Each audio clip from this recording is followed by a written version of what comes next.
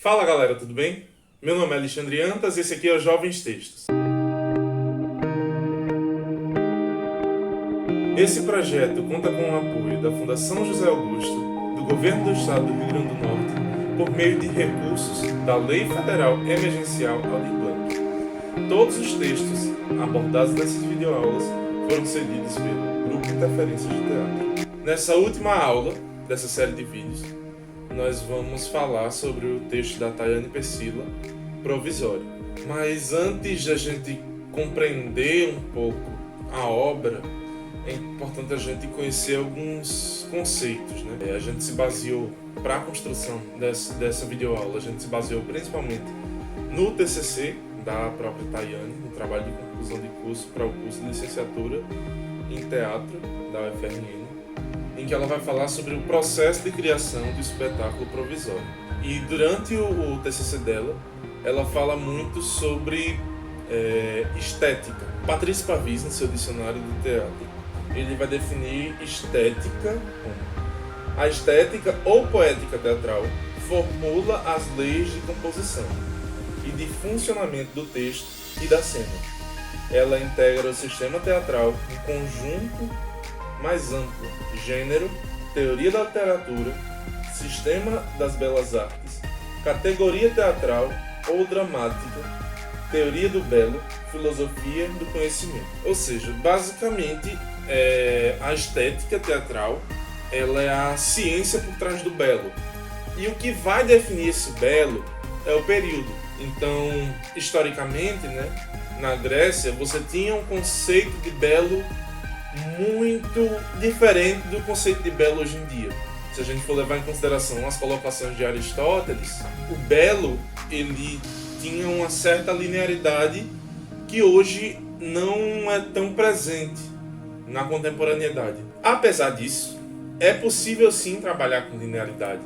E essa peça é um exemplo disso. A peça, ela assume uma poética, uma estética realista, naturalista.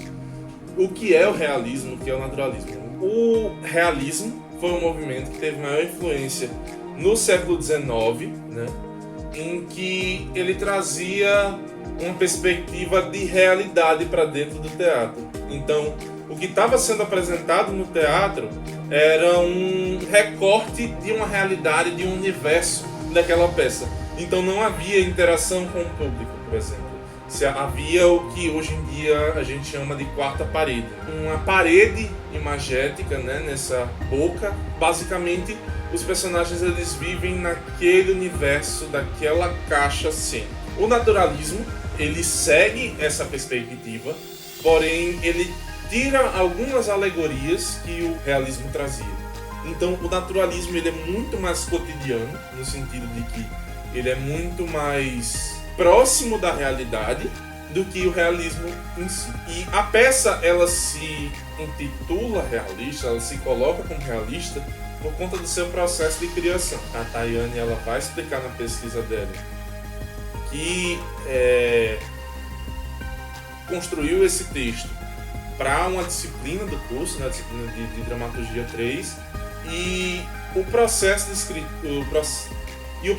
de escrita assumido para a construção de uma dramaturgia nessa disciplina pedia uma certa linearidade e ela optou por trabalhar com essa estética mais realista.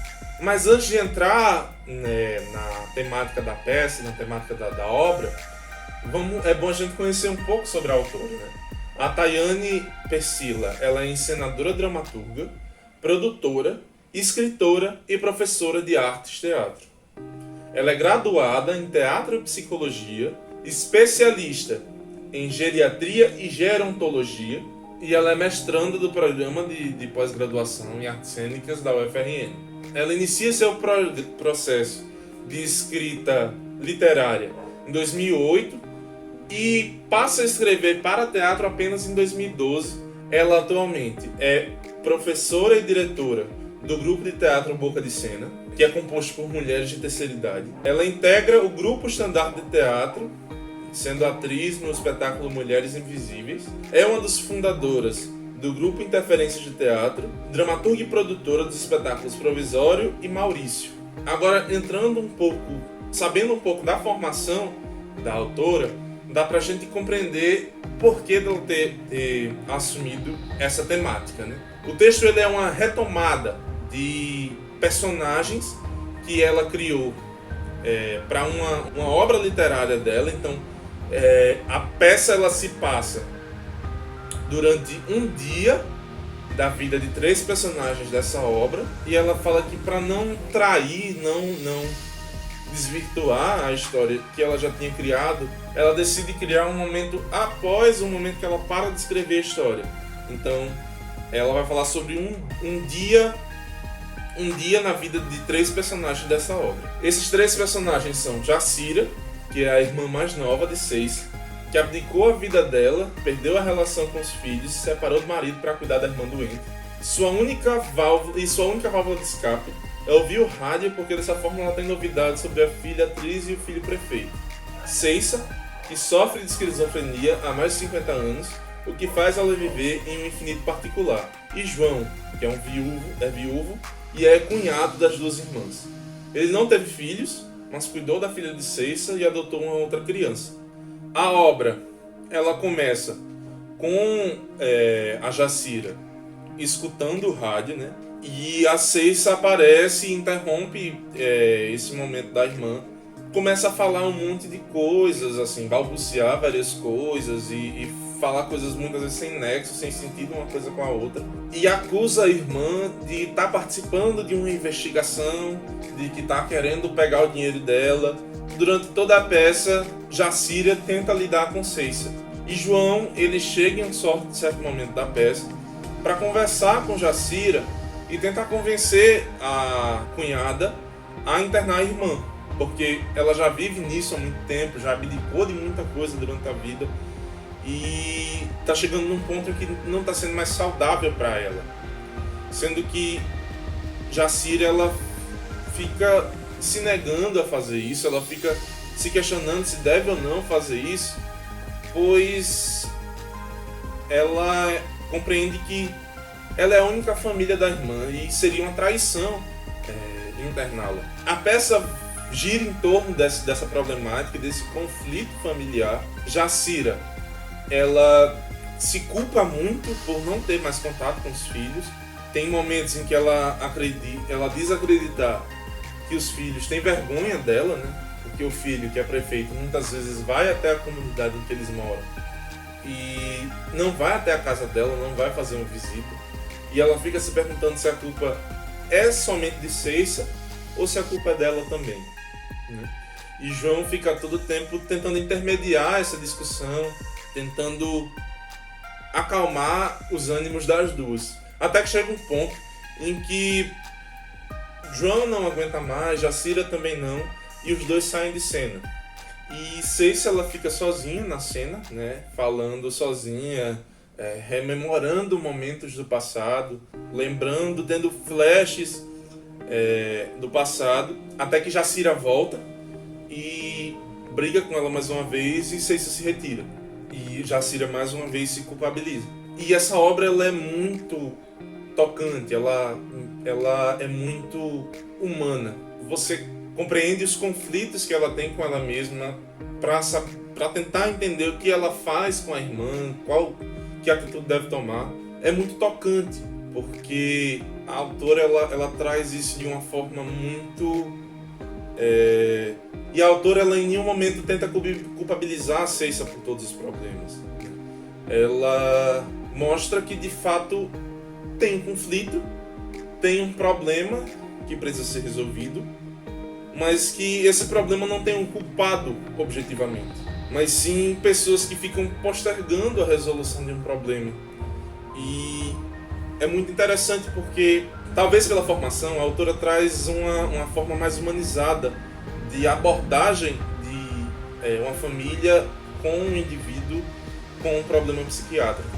Então, a cena, a obra é muito bem amarrada. É isso. Eu espero que vocês tenham gostado dessa nossa última aula.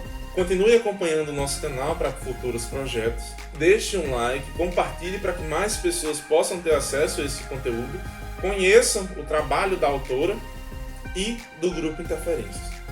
É isso. Muito obrigado.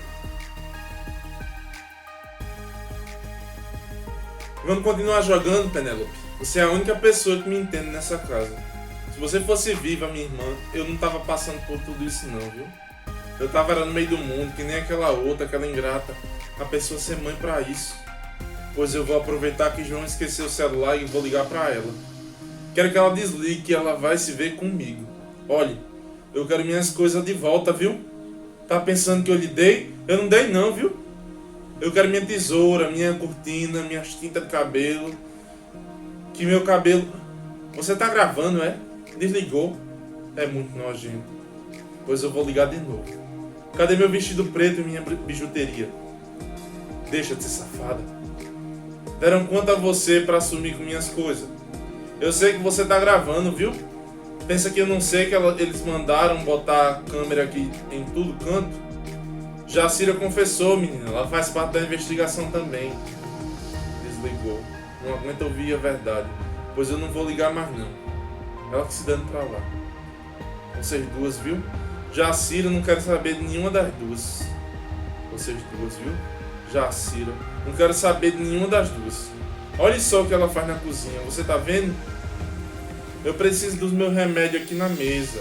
Eu sofro dos nervos, poxa. Aí eu quero fazer um leite. Tem que abrir o armário para pegar a lata, podendo deixar aqui na mesa. Mas eu não posso dizer nada. Se eu disser, menina, o teto cai. Eu acho muito engraçado. Eu não posso pegar numa caixa velha de sapato que ela briga. Mas ela pode pegar meu vestido. Olha ali meu vestido. Ela quer pra ela. Mas também eu não posso nem chegar daquele lado da cozinha, que é o canto sagrado dela. Até cadeado tem. Agora sabe por que ela faz tudo isso? É inveja mesmo. É porque sempre fui a mais bonita. Nunca viu como ela ficou aqui quando João falou. Ela sabe.